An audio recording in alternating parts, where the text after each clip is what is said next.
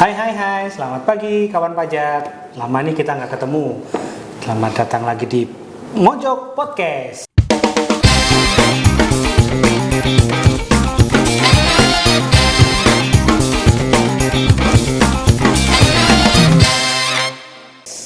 Pagi ini saya Ambar Setiawan ditemani dengan Mas Andri.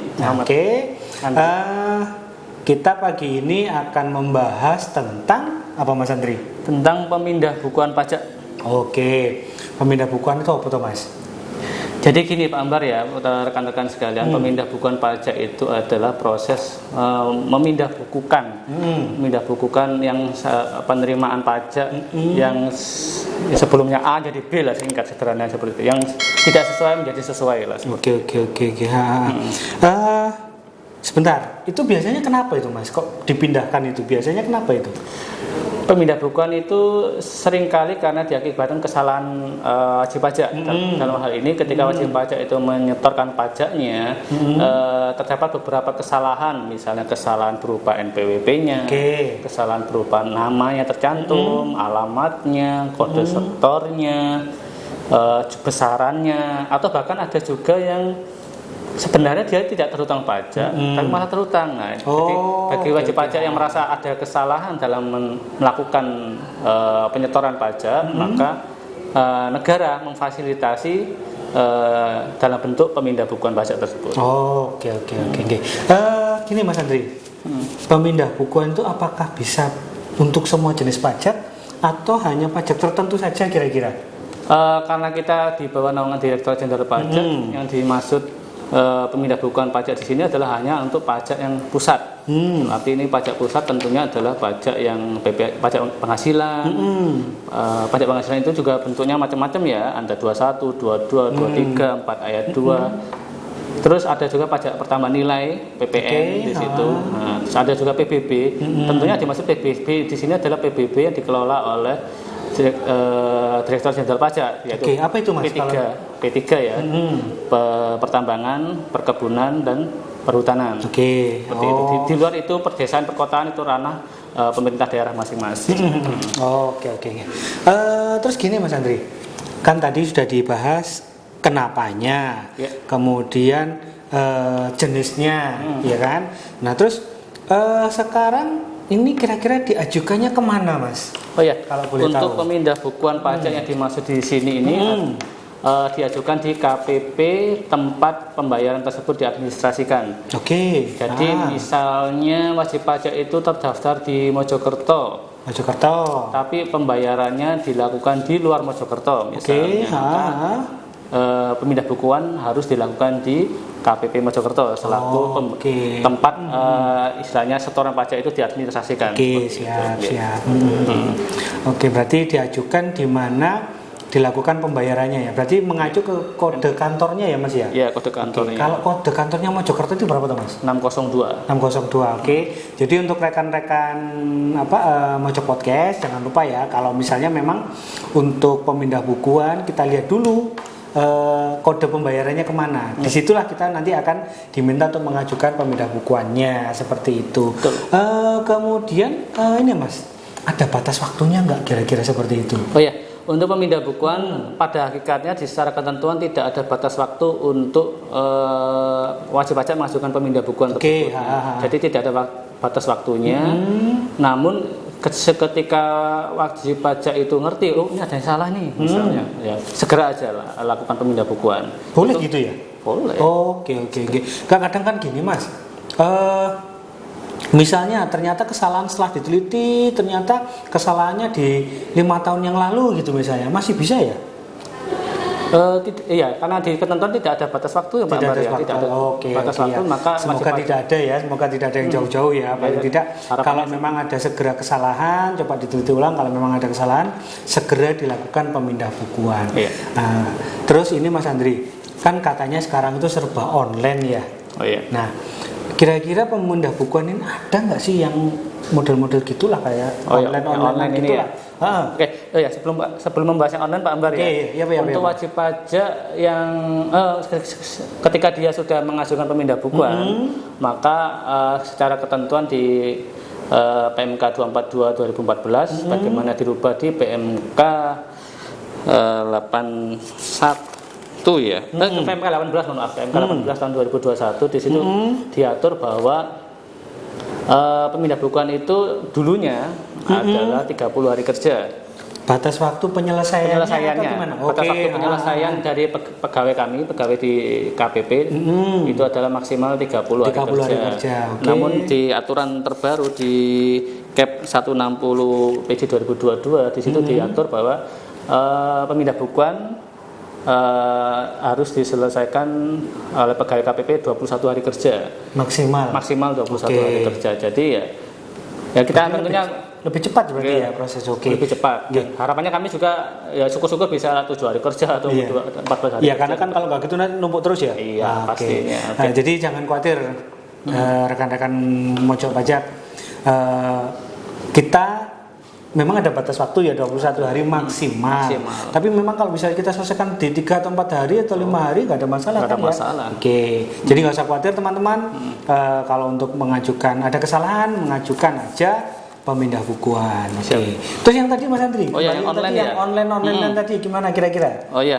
Untuk yang online, negara dalam hal ini Direktorat Jenderal Pajak memfasilitasi wajib pajak yang barangkali mungkin enggan untuk antri di loket misalnya, negara memfasilitasi dengan bentuk EPBK namanya.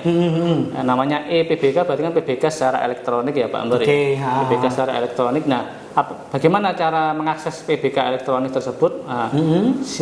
Tentunya harus mempunyai akun DJP online tentunya. Punya akun yang pertama. Harus punya akun DJP online, terus kemudian ketika sudah punya akun DJP online, maka silakan masuk di situ di kolom sebelumnya di kolom profil, silakan klik menu namanya aktivasi fitur. Di situ ada beberapa fitur EPBK, EPBLTB dan sebagainya. Silakan itu diaktifkan ya. Diaktifkan, dicentang di menu EPBK-nya, dicentang, kemudian diubah profilnya, disimpan. Nah, setelah itu ketika sudah disimpan langsung ke menu layanan. Di menu layanan tersebut ada kotak EPBK. EPBK. Silakan diklik aja EPBK di situ. Nah, kemudian setelah di EPBK itu ada 4 fitur di situ. Di situ untuk di dashboard ada profil identitas wajib pajak di dashboardnya. Kemudian menu permohonan. Di permohonan itu kita mengklik kita mengklik apa saja yang harus dipindah bukukan. Betul. Kita ngikutin data yang di situ yang dibutuhkan di situ. Tampilannya apa? Kalau disuruh masukkan NPWP ya masukkan NPWP. Kalau masukkan NTPN ya masukkan NTPN-nya. Kalau masukkan tanggal store-nya tanggal store-nya dan sebagainya. Kemudian diajukan nanti silakan ikuti aja step-step selanjutnya di situ. Kemudian tunggu saja di kolom konfirmasi. Jadi nanti hasilnya gimana hasilnya? Hasilnya nanti akan dikirim juga kan? Dikirim juga. Jadi ketika kita petugas kami di KPP sudah menyelesaikan dan kemudian menyimpan, wajib pajak sudah bisa mengunduh hasil PBK-nya, bukti pemindah bukuannya tersebut di menu monitoring. Kalau untuk konfirmasi itu hanya untuk barangkali mengecek kira-kira PBK ini atas apa saja sih? Misalnya PBK bukti PBK nomor sekian itu atas apa saja sih? Mungkin dari sebelumnya dari kode store A, kode store B misalnya. Atau jadi itu semacam kayak riwayatnya gitu ya? Riwayatnya sudah pernah dilakukan pemindah bukuan. Oke. Mas Andri, ini EPBK ini sesuatu yang baru atau dulunya sudah pernah ada, kemudian sekarang diperbarui atau gimana Mas Andri? Jadi EPBK sendiri sebenarnya adalah terobosan dari Direktorat Jenderal Pajak untuk mengakomodir wajib pajak yang mungkin enggan antri dan sebagainya. Cukup akses di rumah bisa, kantor dan sebagainya bisa. Nah, sebenarnya EPBK sudah ada, mungkin 1-2 tahun terakhir ini sudah ada. Nah, namun untuk pembaruan kita ada pembaruan. Ada pembaruan terkait EPBK seperti yang bisa kita lihat sendiri di akun DJP online-nya. Fitur-fitur barunya itu ada beberapa. Pertama adalah PBK antar NPWP yang berbeda. Dulu PBK sebelumnya masih hanya untuk satu NPWP itu NPWP. saja. Jadi dari secara secara nggak langsung kayak internal gitu ya, Iya, dari internal. saya ke saya gitu ya. Seperti Oke. itu. Nah, sekarang sudah bisa antar NPWP yang berbeda. Jadi mau pindah bukan NPWP A, NPWP B bisa. Oke. Terus apa lagi? Ada penambahan kode jenis setoran yang 3XX, 5XX, 9XX. Apa itu maksudnya? Ini untuk kode jenis setoran yang kayak STP dan sebagainya. Oh, sekarang udah difasilitasi. Sudah difasilitasi. Kalau dulu memang kan sepengetahuan saya memang kan apa ya?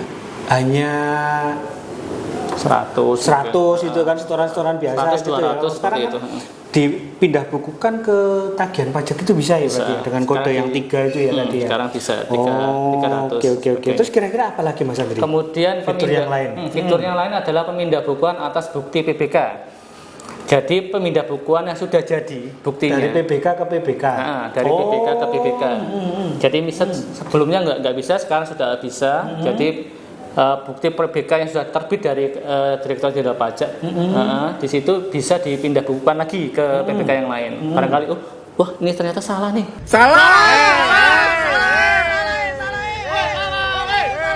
Seharusnya ini bisa di PBK-kan lagi seperti itu. Oh gitu. Kalau dulu hanya memasukkan NTPN, sekarang memasukkan Ada pilihan sekarang ya. bukti Oke. PBK. Kemarin kalau nggak salah memang saya lihat itu ada pilihan pada saat kita mau input itu kita input NTPN atau input PBK. Oh berarti maksudnya itu ya? Iya. Dari PBK dipindahkan. PBK. Kalau dulu hanya oke. NTPN saja. Nah selanjutnya yaitu menu lampiran PBK. Jadi kalau di PMK 242 itu kan kalau manual kan harus ngasih kayak bukti setoran pajaknya. Oke, dilampirkan lah ya. Dilampirkan seperti itu. Kalau sekarang gimana? Kalau di EPBK silakan di-scan saja. Oh, Di-scan di-scan. kemudian di menu lampiran di situ ada dilampirkan bukti pendukung PBK-nya. Bukti lampiran ini kita nggak minimal adalah surat setoran pajak. Tapi kalau misalnya mau ditambahkan yang lain, misalnya laporan keuangan, rekapitulasi pendapatan bruto misalnya, Sesuai silakan. dengan kebutuhan nih. Sesuai dengan kebutuhan. Oh, oke. Nah itu di menu lampiran. Karena memang gini Mas Andri, kan kadang kita sering dapat apa ya, wajib pajak itu bukti bayarnya katut atau apa. Kalau dulu kan memang dilampirkan ya. Iya. Kalau sekarang cukup di scan aja, Scan aja bisa. soft copy-nya yang dilampirkan. Jadi Iya, bukti soft copy. pembayarannya tetap dipegang oleh wajib pajak ya. Aslinya oke. tetap dipegang wajib pajak, cukup di scan saja di menu lampiran tersebut. Oke. Kemudian ada fitur baru yaitu kode verifikasi yang dikirimkan via email. Nah ini apa yang maksudnya ini? Nah, jadi dulu itu ketika pemrosesan EPBK yang lama itu harus yang bersangkutan harus punya sertifikat elektronik. Sertifikat elektronik. Oke. Nah, jadi dulu karena ada sertifikat elektronik, sekarang ditambahkan menu verifikasi email. Jadi kalau Bapak Ibu familiar dengan e-form, e-filing, biasanya kalau kita ngerjain SPT tahunan kan kode tokennya atau verifikasinya kan dikirim via email. Nah, di EPBK ini juga seperti itu sama. Jadi ada pengiriman via email. Jadi bagi wajib pajak yang belum punya Syartel dapat memanfaatkan fasilitas ini walaupun belum punya Syartel. Tapi memang syaratnya harus ini ya, mendaftarkan email yang aktif ya. Ya, yang aktif karena tentunya. memang verifikasinya nanti masuk ke email tersebut. Ya, betul. Oke. Harus ke email. Nah, selanjutnya ada menu draft permohonan. Ini draft permohonan itu tentunya ya sama kayak kita ngerjain e-filing atau e-form ya. Biasanya kalau sudah mengerjakan sampai tahap sekian ternyata terus close, entah close karena jaringannya putus atau mungkin masih ragu ya katakanlah ya. Itu aku ada ragu tuh, terus ini gimana, udah tak close aja dulu. Tapi itu bisa masuk draft ya, nggak akan hilang, nggak mulai dari awal ya. Oke. Jadi bisa masuk draft. Dan yang terakhir tentunya adalah user manual dan video tutorial. Nah, jadi ada ya Mas Andri ya? Ada. Di mana itu kalau boleh tahu? Di DJP Online biasanya DJP ada Online ya? ada. Oke, DJP Online. Jadi jangan lupa follow ya teman-teman ya, rekan-rekan Mojo Podcast. Kalau misalnya pingin tahu informasi lebih banyak tentang apapun tentang pajak itu, jangan segan-segan untuk kita follow akun DJP Online melalui IG, melalui YouTube ya, melalui apalagi ya TikTok sembarang kali lah. Sekarang media sosial saya banyak. Oke, terus banyak sekali Mas ya yang misalnya pembaharuan yang dilakukan di EPBK yang baru ini ya. Harapannya semoga nanti itu mempermudah untuk proses pemindah bukuan Karena memang pemindah bukuan itu adalah salah satu fasilitas yang diberikan oleh Direktorat Jenderal Pajak untuk wajib pajak, mempermudah proses administrasi perpajakannya. Jadi nggak usah ke kantor lah, nggak usah ke segala macam. Itu semoga dipermudah. Kayaknya udah cukup banyak ya Mas Andri ya, yang kita bahas pagi ini. Sekiranya nanti kalau memang ada yang perlu kita bahas lagi, berarti kita akan muncul lagi. Kita akan muncul lagi dengan personil yang sama atau mungkin personil yang berbeda. Nanti kayaknya kita masih punya satu misteri guest ini yang belum dimunculkan ya. Selama kita ada di sini, kayaknya itu perlu nanti. Nah, itu orangnya udah geleng-geleng di belakang kamera ya. Betul. Oh ya, mohon maaf kalau misalnya Bapak Ibu sekalian, teman-teman sekalian mau ada konsultasi lebih lanjut terkait pemindah bukuan ataupun materi-materi perpajakan yang lain, bisa chat ke nomor layanan kami. Ada di sini bukan? Nanti ada di sini. Nah, ini kayaknya kan gini biasanya kan. Ada di sini. Nah, silakan dilihat di sini, simpan di kontaknya, chat di situ, hanya melayani chat teks ya. Teks ya. Tidak telepon ya. Tidak melayani telepon ya. Tidak melayani telepon. Nanti malah curhat. Tidak. Di nomornya yang di ini ya. Oke, siap. Silakan. Mas Andri, kayaknya sudah cukup ya, ini waktunya. Mungkin nanti next kita tambah lagi waktunya, kita bahas lagi dengan materi yang lebih baru lah, materi-materi kekinian tentang perpajakan. Semoga nanti rekan-rekan Mojok Pajak nggak bosen lah katakanlah ya. Kita ambil yang pendek-pendek tapi sekiranya nanti bisa kita perpanjang lagi. Mungkin gitu teman-teman yang bisa kami sampaikan pagi ini. Terima kasih atas perhatiannya. Mohon maaf atas kekurangan yang kami sampaikan. Terima kasih atas perhatiannya. Selamat pagi teman Mojok Podcast. Mojok Podcast.